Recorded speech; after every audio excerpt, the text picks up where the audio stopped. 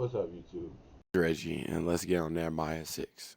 It says, Now it came to pass, when it was reported to Sanballat and Tobiah and the Geshem the Arabian, and on to the rest of our enemies that I had builded the wall, and that there was no breach therein, though even unto that time I had not set up the doors in the gate.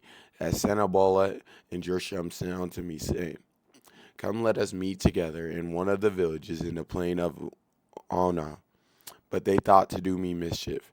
And I sent messengers unto them, saying, I am doing a great work, so I cannot come down. Why should a work cease, whilst I leave it and come down to you?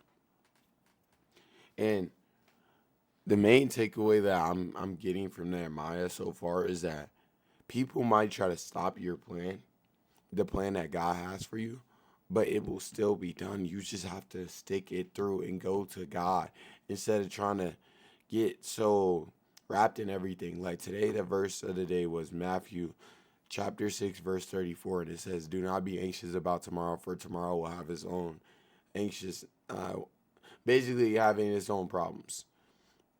And to me, that's so comforting because it just reminds me to be present, that tomorrow is not promised. So why am I worrying about something that might not come? When today God blessed me with life, let me use this life to make something out of my day, you know? And it's just asking God, what is in your will for me to do today? And then just following that. And it says, And they sent unto me 4 times after this sort, and I answered them after the same manner.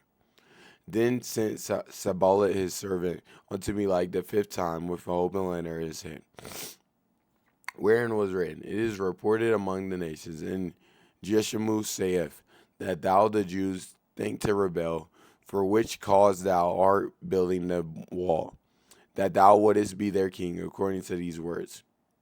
So they're making up lies like the Jews are rebelling, and that's why they're healing, like fixing up Jerusalem, which isn't the case. And it says, And thou hast also appointed prophets to preach of thee at Jerusalem, saying, There is a king in Judah, and now it shall be reported to the king, according to these words. Now therefore let us take counsel together. Then I sent unto him, saying, There are no such thing done as thou sayest, but thou forest them out of thy own heart. And then it says, For they all would have been made us afraid, saying, Their hands shall be weakened from the work, that it be not done. But now, O God, strengthen thou my hands.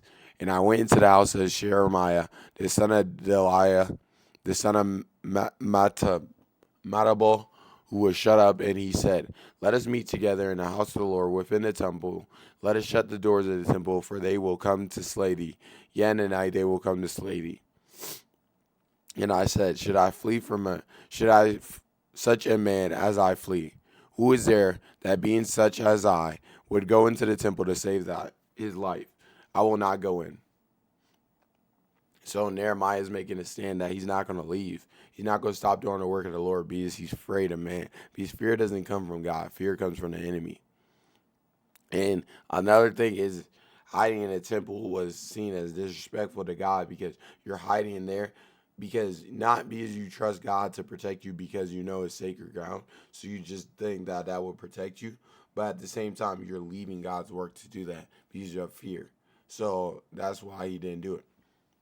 And it says, And I discerned, and lo, God had not sent him, but he pronounced his prophecy against me, and Tobiah and Sanballat had hired him. For this cause was he hired, that I should be afraid and do so and sin. Because that's a sin, what they're doing. And it says, And that they might have matter for an evil report, that they might reproach me. Remember, O my God, Tobiah and Sanballat according to these their works, and also the prophets, Nodium, and the rest of the prophets that would have put me in fear. So he's telling God, remember these people that are going against you and trying to put fear in my heart. It says, So the wall was finished in the 25th day of the month Elul, in 52 days. And it came to pass, when all our enemies heard thereof, that all the nations that were about feared and were much cast down in their own eyes, for they perceived that this work was wrought of our God. It says, Moreover, in those days, the nobles of Judah sent many letters unto Tobiah, and the letters of Tobiah came unto them. For there were so many in Judah sworn unto him, because he was a son-in-law of Shechem, the son of Arah, and his son Johanna had taken the daughter of Mesullam, the son of Bethshem, to wife. Also, they spoke of his good deeds before me and reported my words to him. And Tobiah sent letters to put me in fear. So they keep trying to put him in fear so that he's fearful instead of doing the work of the Lord, because they're fearful of Jerusalem getting rebuilt because they know it's the power of God.